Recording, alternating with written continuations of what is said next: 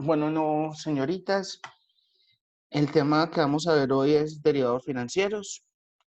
El- Estos son unos instrumentos, los derivados, que permiten, digamos que inicialmente, cubrir riesgos que se presentan en los mercados financieros. ¿A qué riesgos me refiero? A la volatilidad de los activos. Es bien claro que no todas las operaciones en los mercados se cumplen de forma inmediata. Por ejemplo, cuando una persona exporta, es muy posible que los dólares que reciba producto de esa exportación los reciba a los 30, 60, 90 días, dependiendo de los acuerdos de pago que tenga con sus clientes. Pero también puede ocurrir lo mismo con las importaciones, que en vez de recibir esas divisas, tengan que pagarlas en 30, 60, 90 días o dependiendo del acuerdo de pago que tengan con sus proveedores. Pero durante ese tiempo, las divisas o cualquier otro instrumento financiero puede fluctuar en su precio, en su tasa o en su tipo de cambio. Sobre todo en estas épocas donde los mercados son tan fluctuantes, tan volátiles, donde hoy podemos tener el dólar a 3.500, en una semana la podemos tener por encima de 4.000 y a las 2 semanas otra vez por debajo de los 4.000, inclusive cercano a los 3.700. Eso en cuestión de 2 meses o 3, como ocurrió por ejemplo con el tema del dólar en épocas de pandemia, donde estábamos alrededor de un dólar de 3.500 y pico, y cuando empezó la pandemia y todo, digamos, el temor que había por lo que pudiese pasar con la economía, el dólar se trepó por encima de los 4.000, y hoy en día lo tenemos en un rango entre 3.600, 3.700. Eso muestra qué tan fluctuante puede ser un mercado. Pero no solamente la fluctuación o cómo puede variar el activo, sino cómo puede afectar los flujos de caja de unas compañías o de unas empresas que exportan e importan.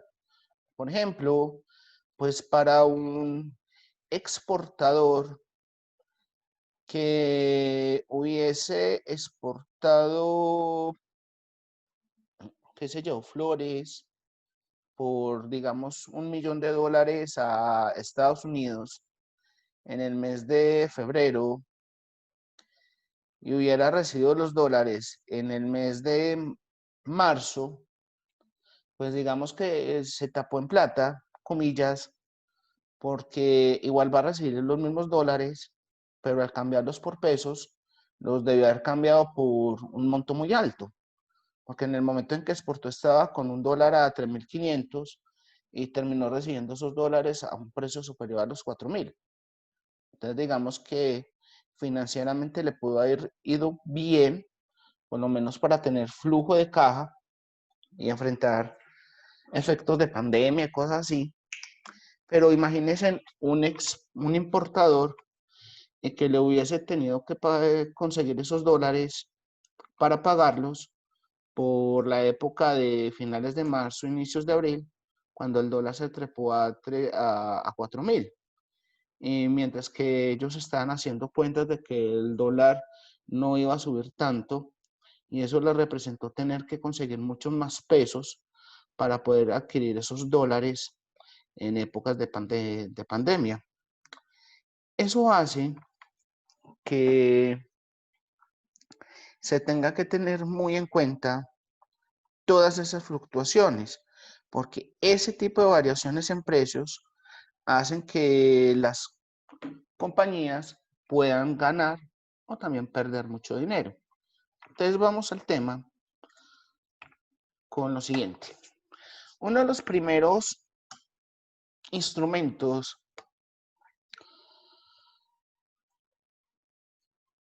derivados que vamos a estudiar es el de opciones. Y es que las opciones son un derecho u obligación de comprar o vender un contrato de futuros a un precio específico antes de su fecha de vencimiento. Entonces, digamos que se compra una opción cuando se desea establecer un máximo nivel de compra cubriendo posibles alzas del mercado o cuando se desea establecer un mínimo de ventas cubriendo bajas en el mercado. O sea, lo que se está tratando es de cubrir o muchas alzas o muchas bajas en un mercado determinado, sea de derivados, de divisas, por la fluctuación del precio de la divisa, de tasas, porque también puede influir inversiones de activos de renta fija que estén indexados a una tasa específica, o inclusive si la compañía ha adquirido algún crédito que está atado a alguna tasa que es variable y que se pueda prestar para que una subida de tasas haga encarecer el crédito. Lo mismo ocurre con los precios de activos, porque las acciones pueden fluctuar demasiado, pero también algunos commodities como el café, el petróleo, donde si el petróleo sube o baja demasiado, eso hace que muchas compañías pues perezcan. Bueno, entonces una opción es un contrato por medio del cual se adquiere el derecho, pero no la obligación, de comprar o vender una cantidad de un activo a cierto precio y en una fecha futura. Entonces podríamos decir que la opción que da el derecho de compra o de comprar el activo a futuro se llama call, y la opción que da el derecho de vender el activo en un futuro se llama put, P-U-T. Digamos que en este tipo de opciones, las opciones financieras entonces son contratos en los que el comprador tiene el derecho, más no la obligación, de ejercer la compra o la venta del activo subyacente a un precio previamente pactado, acordado, que se conoce como el precio de ejercicio, a cambio de una prima que pagará el vendedor del contrato. O sea, funciona como un seguro. Me explico. Cuando ustedes adquieren un seguro, por ejemplo, un seguro de robo o un seguro de daños, lo que ustedes le pagan a una aseguradora se denomina prima. Y esa prima lo que hace es que por ustedes pagar esa prima a la aseguradora, ustedes se están cubriendo de un posible riesgo que va a pasar. Lo mismo ocurre en el mercado bursátil. Con esa prima que ustedes pagan, se están cubriendo del riesgo de volatilidad de algún activo. Entonces, la opción no es más que una transacción de mercancías estandarizada de calidad y cantidad, cuyas operaciones se realizan en la bolsa, que es el organismo que controla y que autoriza el buen manejo de las operaciones, las cuales se liquidan sin consentimiento de la contraparte. Entonces, en este caso, el comprador de la opción ejerce el derecho cuando le conviene, pero el vendedor sí tiene y sí se obliga a cumplir el contrato. Me explico. Un banco, una comisionista o cualquier entidad financiera que venda una opción está obligada a cumplir. Pero la contraparte, que es el cliente, que es el que adquiere la opción, tiene la oportunidad de decir, si le compra el activo a la contraparte, que es el banco, o si sale mejor a comprar el activo en el mercado porque le conviene más de acuerdo al precio futuro que puede tener dicho activo. Para darlo más claro,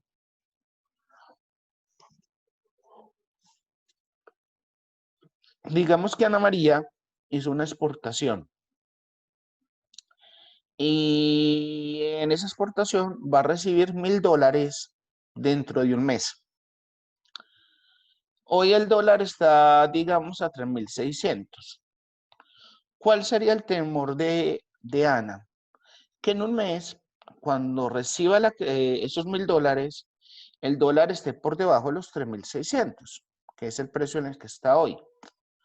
Entonces, Ana María lo que hace es ir a una contraparte y asegurar un precio. Entonces puede ir a, no sé, Bancolombia, por decir cualquier entidad financiera, y dice, mire, yo les voy a vender dentro de un mes $1.000 que va a recibir derivado del producto de una exportación. Acordemos un precio futuro. Entonces ahí es donde viene la opción. Entonces, basado en expectativas que tenga el banco versus las que ustedes tienen, pueden llegar a un acuerdo de un precio que digamos que puede ser 620. Ese es el precio de ejercicio. Y a Ana le van a cobrar 50 pesos por dólar asegurado. O sea que realmente Ana, ¿qué recibiría dentro de un mes? Recibiría 3.620 por dólar, pero tendría que quitarle los 50 pesos que tiene que pagar por la prima. O sea que en ese momento estaría recibiendo, son 3.570, restándole a los 3.620 eso.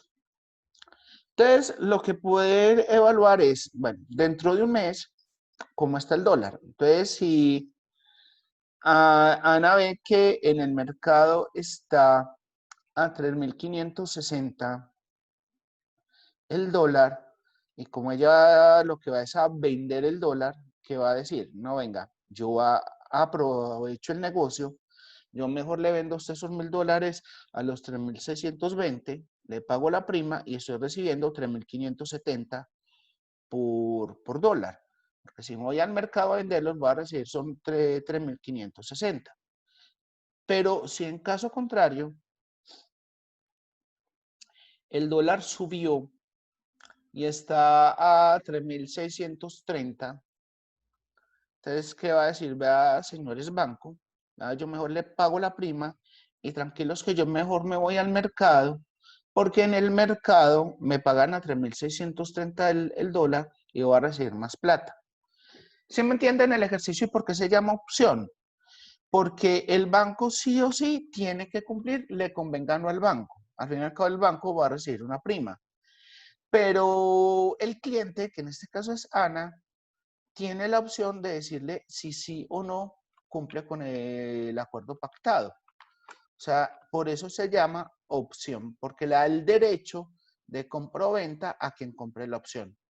¿Fui claro con el ejemplo? Sí, profe. Perfecto. Permíteme un segundo, niñas. Un segundito, por favor.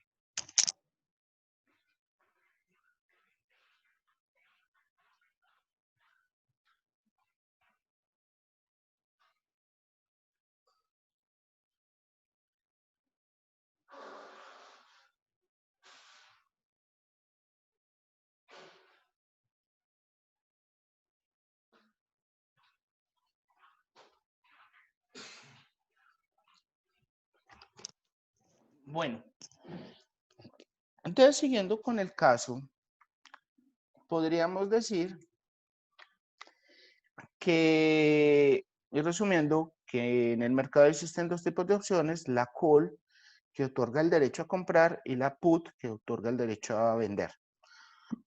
Entonces, ¿qué expectativas se manejan en cada una de esas opciones? Digamos que el comprador de una opción call, que es la que da el derecho al comprador a adquirir el activo subyacente al precio previamente pactado a cambio de una prima, y por lo tanto el vendedor de la opción tendrá la obligación de vender el activo subyacente si el comprador ejerce dicho derecho de compra, es lo que se conoce como expectativas alcistas. O sea que el temor del comprador de la opción es que en un futuro el dólar esté más caro. ¿Por qué? Porque él tiene que comprar unos dólares dentro de un mes, 2 meses o 3 meses, y el temor de él es que ese activo que tiene que comprar en un futuro esté más costoso. Opciones put. Es una expectativa bajista. Y es todo lo contrario, porque la opción put otorga el derecho a vender. Entonces, son las que dan el derecho a su comprador a vender dicho activo subyacente al precio previamente pactado a cambio de una prima. Por lo tanto, el vendedor de una opción put tendrá la obligación de comprar el activo subyacente si el comprador ejerce el derecho. Esto pasa mucho con los importadores, porque el importador dentro de 1, 2 o 3 meses, el exportador, ¿qué va a pasar? Que dentro de 1, 2 o 3 meses, él va a recibir dólares por lo que exportó.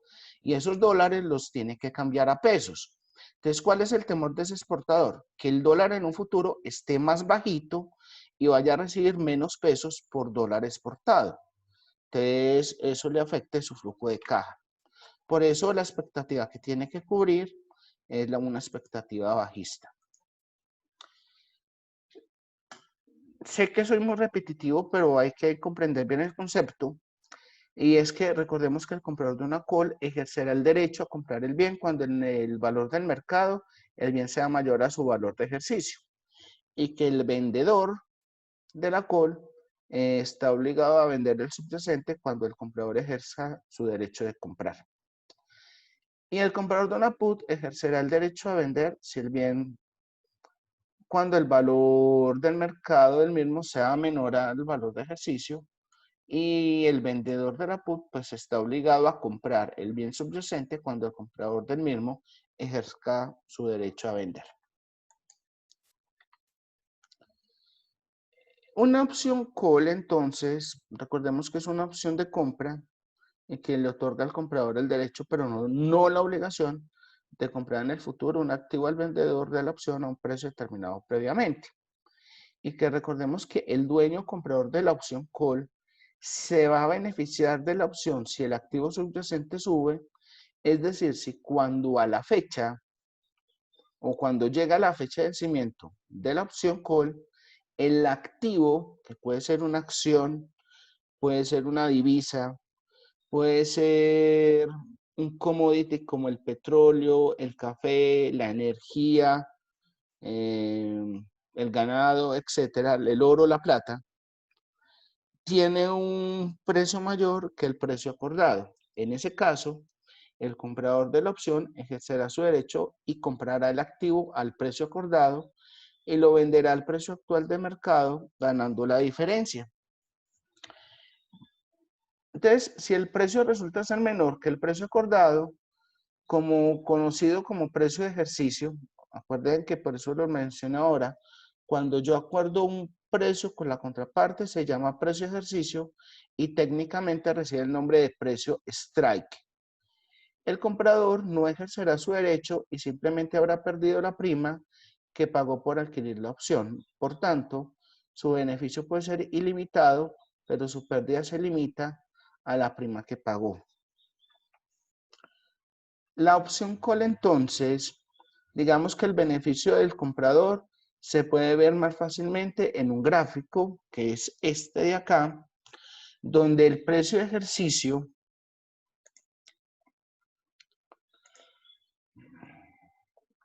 que es este de acá, el precio de ejercicio,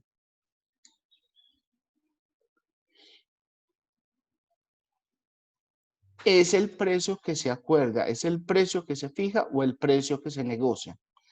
Este beta cero, que viene desde el origen hacia arriba, este beta cero, es la opción de beneficio o ganancia del comprador de la opción. Y este peso A que tenemos acá sería la zona de pérdida. La zona de pérdida. Y en este caso, el precio del activo subyacente es más grande según avanzamos hacia la derecha. Es decir, que el eje X habla del precio del activo subyacente. Y entonces, entre más avancemos hacia acá, más caro es el activo. Por ejemplo, si fuera dólar, acá sería 3.400, 3.500, 3.600, 3.700, 3.800, 4.000, 4.100, etc.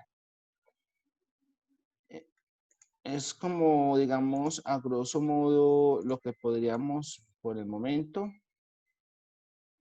decir de este gráfico.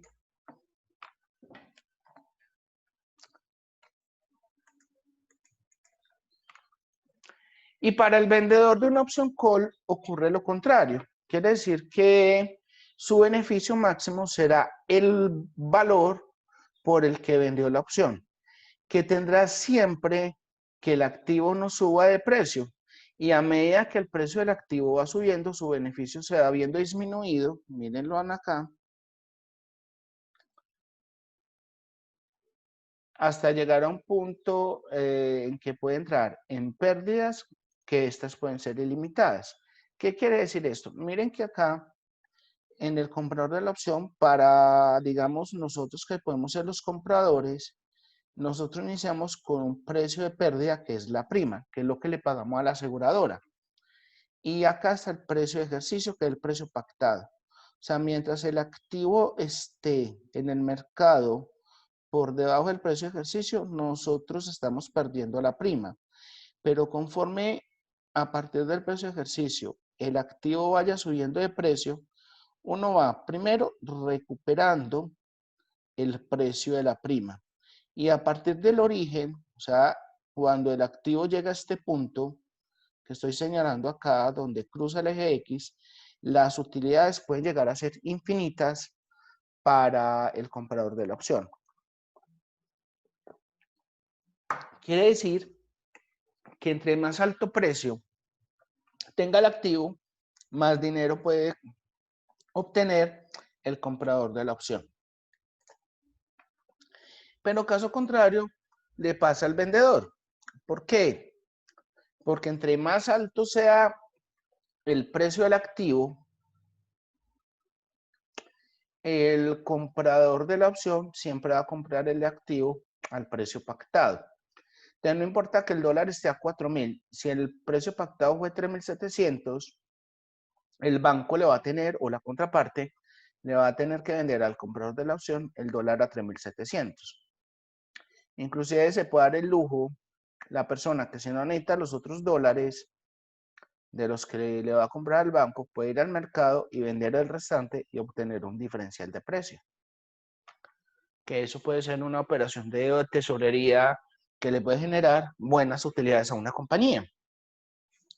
O si tienen temor a que el dólar va a seguir subiendo, mantenerlos como reserva, ya que fueron dólares adquiridos a un muy buen precio. Bueno, el valor de una opción call en la fecha de vencimiento siempre será mayor o igual que 0. Quiere decir que su valor es el máximo entre 0 o una variable. Esta variable es el valor actual del activo menos el precio de ejercicio, siendo S, esta S de acá, el precio del activo al final del periodo establecido. Quiere decir que el precio dentro de un mes, dentro de 2 meses, es esta S. Ahora, recordemos que el comprador de una opción call siempre adquiere el derecho, más no la obligación de comprar un activo subyacente a un precio determinado en un precio de tiempo no superior a una fecha estipulada. Quiere decir que ese activo se tiene que cumplir en la fecha pactada.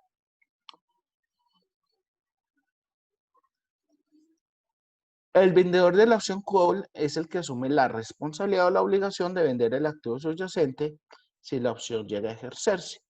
Entonces, cuando un inversor o un inversionista compra una opción call, tiene una expectativa alcista. Espera que el valor del activo subyacente suba en el mercado por encima de un precio equivalente al precio de ejercicio incrementado del valor de la prima que ha pagado en un periodo de tiempo no superior a la fecha de vencimiento del contrato de la opción.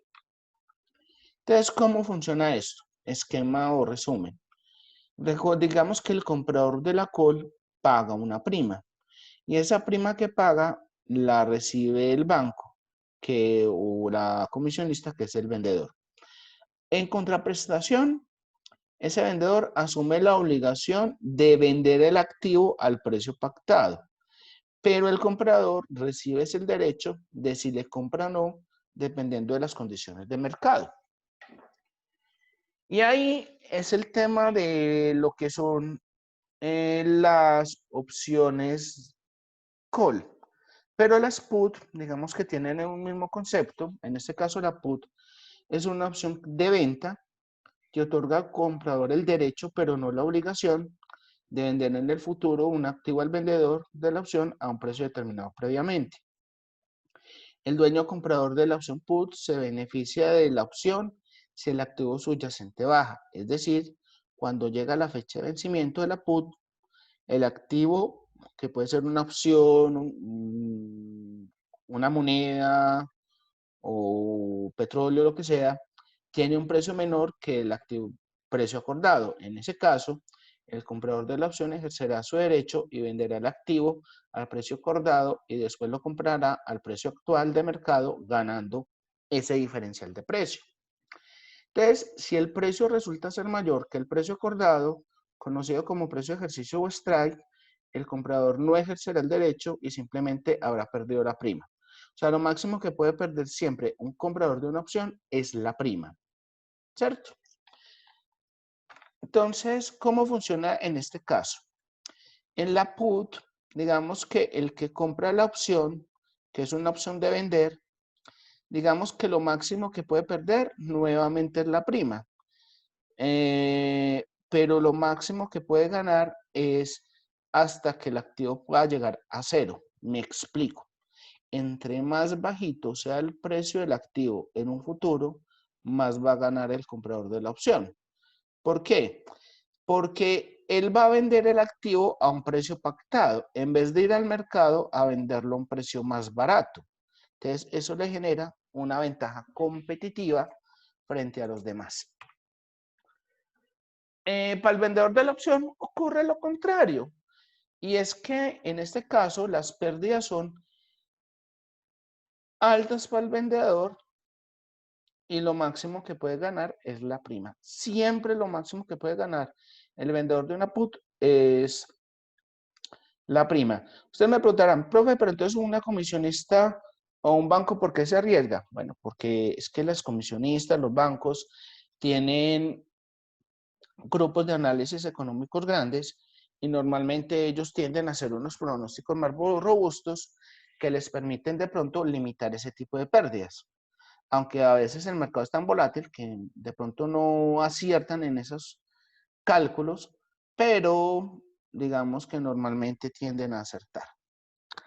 Entonces el valor de la opción put, en este caso, es el máximo entre 0 y el precio pactado menos el precio futuro, donde el comprador siempre adquiere el derecho, aunque no la obligación, de vender ese activo en un precio determinado en un periodo de tiempo no superior a la fecha pactada.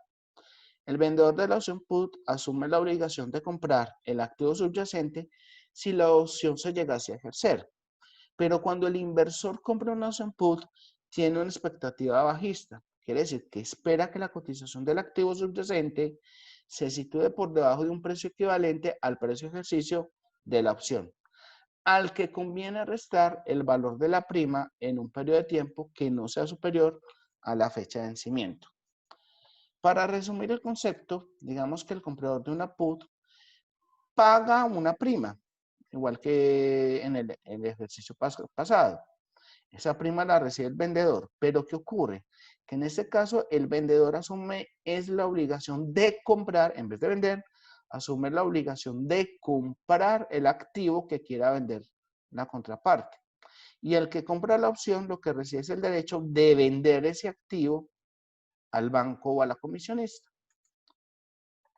Digamos que el valor de una opción en el mercado está compuesto por dos elementos, que son valor intrínseco, que representa el beneficio que obtiene el poseedor de la opción si llegase a ejercer, mientras que el valor tiempo es la diferencia entre el valor de mercado de la opción y su valor intrínseco.